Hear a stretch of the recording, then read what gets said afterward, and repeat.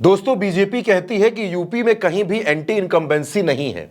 मोदी योगी के नाम पर 80 सीटें जीत रहे हैं, लेकिन बीजेपी ने ही यूपी में 1 दर्जन से ज्यादा सिटिंग सांसदों के टिकट काटे हैं। यानी जो 2019 में जीते थे उनको टिकट नहीं मिला। बातें तो बड़ी बड़ी हैं कि हम सारी सीटें जीत लेंगे, विरोधी कहीं टिकेंगे नहीं, लेकिन सांसदों को दोबारा चुनाव लड़ाने की हिम्मत बीजेपी नहीं कर पाई। मोदी जी कहते हैं कि आप मेरी गारंटी पर भरोसा कीजिए, लेकिन मोदी जी अपने ही जीते हुए सांसदों को टिकट की गारंटी नहीं दे पाए और उनका ही टिकट काट दिया। मेरठ की बात कर लीजिए, राजेंद्र अग्रवाल वहां के सांसद थे और एक बार नहीं बल्कि 2009 से लगातार जीत रहे हैं।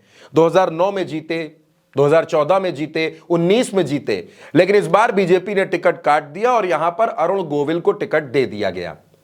पीलीभीत की ही बात कर लीजिए, वरुण गांधी इस सीट से 2009 और 2019 दोनों चुनाव जीते, लेकिन इस बार क्योंकि वो मोदी सरकार के खिलाफ बोलते थे, जनता के मुद्दे को ज्यादा उठाने लगे, तो उनका भी टिकट काट दिया गया।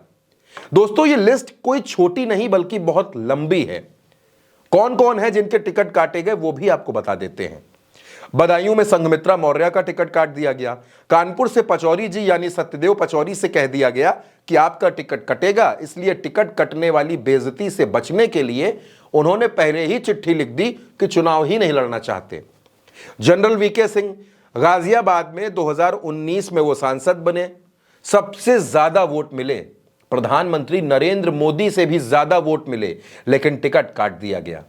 हाथरस से राजवीर दिलेर, बहराइच से अक्षयवर लाल गौड़, बरेली से संतोष गंगवार 8 बार के सांसद, भदोही से रमेश बिंद, प्रयागराज से रीता बहुगुणा जोशी, बाराबंकी से उपेंद्र रावत, फूलपुर से केसरी देवी पटेल, बलिया से वीरेंद्र सिंह मस्त। दोस्तों, इतने नेताओं का टिकट बीजेपी ने काट दिया है, लेकिन एंटी इनकम्बेंसी नहीं है, इनके सांसदों से नाराजगी नहीं है। सांसदों ने 5 साल में अपने जिले को चमका दिया। अगर ऐसा है तो फिर टिकट क्यों कटा? अगर मोदी जी के चेहरे पर वोट पड़ रहा है, जनता सिर्फ मोदी मोदी कर रही है, तो इनका टिकट क्यों कटा? अब दोस्तों, जिन जिन सांसदों का टिकट कटा है वो चुनाव में क्या करेंगे? यह तो तय है कि अपनी ताकत झोंक कर वो बीजेपी के लिए वोट तो नहीं मांगेंगे। खुद ही याद कर लीजिए, पीलीभीत में जितिन प्रसाद को टिकट मिला, मोदी जी रैली करने पहुंचे, लेकिन सांसद वरुण गांधी रैली में नहीं गए। बताया जा रहा है कि वरुण गांधी बहुत नाराज हैं।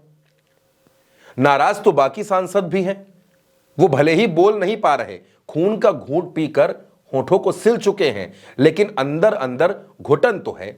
और अभी तो कैसरगंज और देवरिया में बीजेपी फंसी है कि क्या करे, टिकट काटे या ना काटे। नाराजगी ही इतनी ज्यादा बढ़ गई है दोस्तों कि अब बीजेपी की हवा खिसक रही है।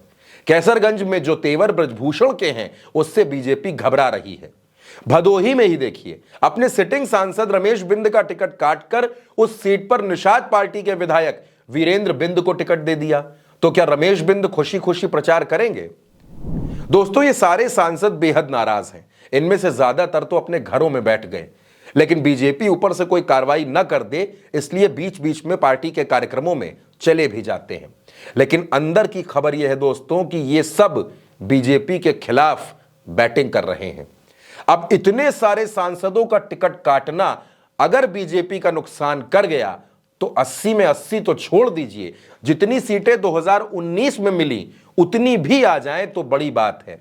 अब चुनावी पंडित तो यहां तक कह रहे हैं कि बीजेपी 45 से 50 सीटों पर ही उत्तर प्रदेश में सिमट जाएगी, और अगर ऐसा हुआ तो 370 पार बीजेपी और 400 पार एनडीए के नारे की भी हवा निकल जाएगी। दोस्तों, यूपी अगर हाथ से खिसका तो समझो दिल्ली वाला किला भी धड़ से दरक जाएगा। दोस्तों, बीजेपी ने अपने जिन सांसदों का टिकट काटा है उनकी नाराजगी नुकसान करेगी या नहीं, और अगर करेगी तो फिर कितना? अपनी राय हमें कमेंट में जरूर बताइए। चैनल को शेयर और सब्सक्राइब करना मत भूलिए। चलते हैं, नमस्कार।